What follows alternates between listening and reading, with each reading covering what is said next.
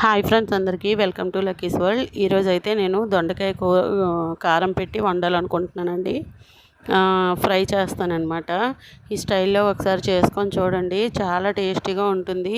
ఇంట్లో అంతా గుమగుమలాడుతూ ఉంటుందన్నమాట. అయితే నేను 1/2 కిలో దొండకాయలు తీసుకున్నానండి. ఈ దొండకాయలు మంచిగా ఒక పావు గంట సేపు నీటిలో వేసేసానండి. ఇప్పుడైతే వాటికి ఉన్న చెత్త అంతా నీళ్ళల్లోకి వెళ్ళిపోయింది. మనం దొండకాయని ఇలా చేత్తో ఒకసారి ఇలా అంటే సరిపోతుందండి. దానికి ఉన్న చెత్త, ఆకులు అలాంటివన్నీ పోతాయి. ఇప్పుడైతే నేను దొండకాయల్ని కోసుకుంటున్నానండి. అవి చక్రాల్లాగా కోసుకుంటున్నాను అనమాట. ముక్కలన్నీ కోసేసానండి. దొండకాయలన్నీ కోసడం అయిపోయింది. ఇప్పుడైతే స్టవ్ వెలిగించి స్టవ్ పైన ఒక కళాయి పెట్టి అందులో ఆయిల్ వేసేసుకున్నానండి. ఆయిల్ వేసిన తర్వాత కొద్దిగా ఆవాలు, జీలకర్ర, శనగపప్పు, మినప్పప్పు వేసానండి. వేసి కొద్దిసేపు వేగనిచ్చాను. ఇప్పుడైతే ఒక మీడియం సైజు ఒక ఉల్లిపాయ తీసుకున్నానండి. అది కూడా ముక్కలుగా కోసి ఇందులో వేసేసుకున్నాను. కొద్దిగా కరివేపాకు వేసి మంచిగా ఫ్రై అవ్వనివ్వాలండి. ఇవి మంచిగా ఫ్రై అయిన తర్వాత చూసారు కదా, ఇలా తిప్పుతూ ఉంటే ఒక 5 నిమిషాల్లో, ఒక 2 మినిట్స్లో మగ్గిపోతాయి. చూసారు కదా, బ్రౌన్ కలర్ కొంచెం కలర్ షేడ్ అయింది.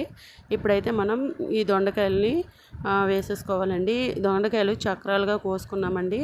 నిలువుగా కూడా కోసుకోవచ్చు, మన ఇష్టమే. ఏ విధంగా అయితే ఒక్కొక్కసారి నేను నిలువుగా కోస్తాను. ఒక దొండకాయని 6 ముక్కలుగా చేసి ఒక్కోసారి ఇలా చేస్తానన్నమాట, చక్రాలుగా. అయితే ఇప్పుడు కొద్దిసేపు వేయించుకున్న తర్వాత కొద్దిగా సాల్ట్, కొద్దిగా పసుపు కూడా వేసుకోవాలండి. ఇప్పుడైతే ఈ 2 వేసుకున్న తర్వాత కొద్దిసేపు కలుపుకొని మూత అయితే పెట్టేసుకోవాలండి. ఇప్పుడైతే మూత పెట్టేసి కాసేపు మగ్గనివ్వాలండి. దొండకాయలు తొందరగా ఫ్రై అవ్వవు కదా, కొంచెం ఎక్కువ టైమే పడుతుంది. ఒక 5 మినిట్స్ వరకు మూత పెట్టి ఇప్పుడైతే మూత తీసానండి. చూడండి ఎంత మంచిగా కుక్ అయ్యాయో. ఇప్పుడైతే చాలా బాగా కుక్ అయిపోయాయి అన్నమాట. ఇంకా చేత్తో ఇలా ప్రెస్ చేస్తే చాలు మెత్తగా అయిపోయాయి.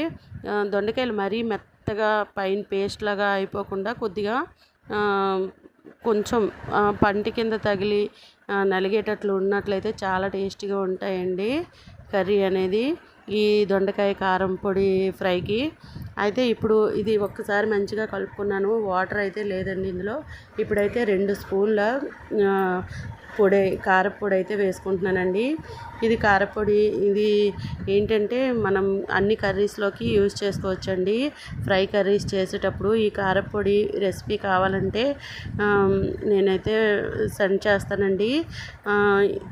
ఈ కారపొడి కావాలనుకున్న వాళ్ళు మెసేజ్ పెట్టండి. లేదంటే దీని కిందే లింక్ ఇస్తానండి. ఈ కారపొడిది అన్ని ఫ్రైలోకి యూజ్ చేసుకోవచ్చు. మంచి గుమగుమలాడుతూ ఉంటుంది. వీడియో నచ్చినట్లయితే సబ్స్క్రైబ్. Thanks for watching.